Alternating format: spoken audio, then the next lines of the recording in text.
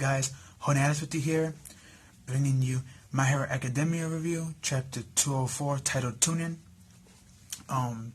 This week's chapter was really good. It starts off with Ida. As we saw in the last episode, he uses, I believe it's, Respo, the speed technique that he used before. That he has, like, I think 10 seconds to use or something like that. Well, we found out that he has an upgraded version of it, and now he can use it for 10 minutes. And we had a backstory that the reason why he was able to get it for 10 minutes is because his family has this technique called tuning, where you can, like, take out the muffler in your, gear with your feet, and you take them out and you let new ones grow where you run. And supposedly you go through massive pain and agony. But this is one of the ways that the Ida family has basically been upgrading their legs through this pain. And Ida tried it, and as you can tell, he's now able to use the Respiro for 10 minutes now. And he was speed blitzing Mudman, and he was about to catch him, but Mudman said to himself in a dialogue that he's now one for good close combat range. So he just turned his floor where he was sitting into mud, and he sank. He started swimming away. So, and when this is going on, Ida catches on saying he must be going to Tetsu, who's fighting Shokurogi and Todoroki.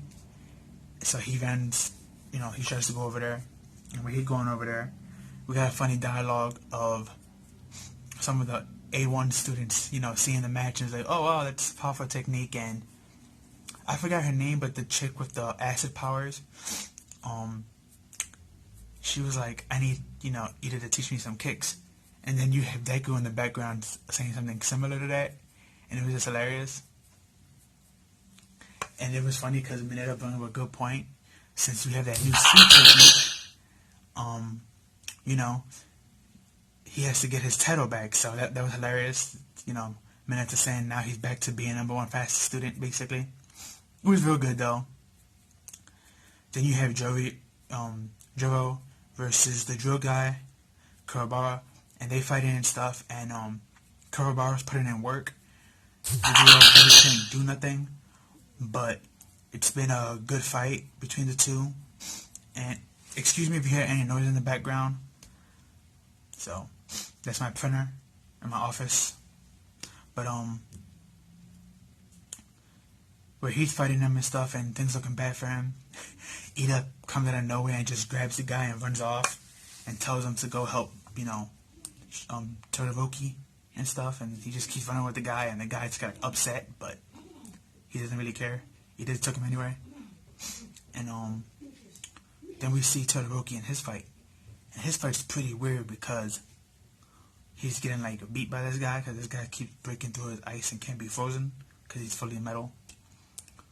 So he tries to put up a firewall, and this guy has evolved his quirk so much that now even the fire affected him. And he's just putting on hands on a Todoroki. And you have this moment where Bakugo is, like, making fun of him.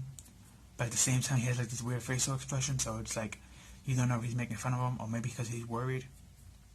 Because technically, Bakugo never beat him. I mean, in the tournament he won, but only because the guy let his guard down and Bakugo blasted him off. But technically, Todoroki is technically the strongest student in A1, technically speaking. Some people will argue Bakugo, but again, when Bakugo and him fought, he wasn't using his full power, so. But it was nice seeing that, and then we have a flashback of Todoroki.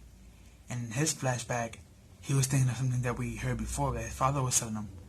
Something about you have to learn how to release all your flames and all your anger, something like that, to make your flames even hotter.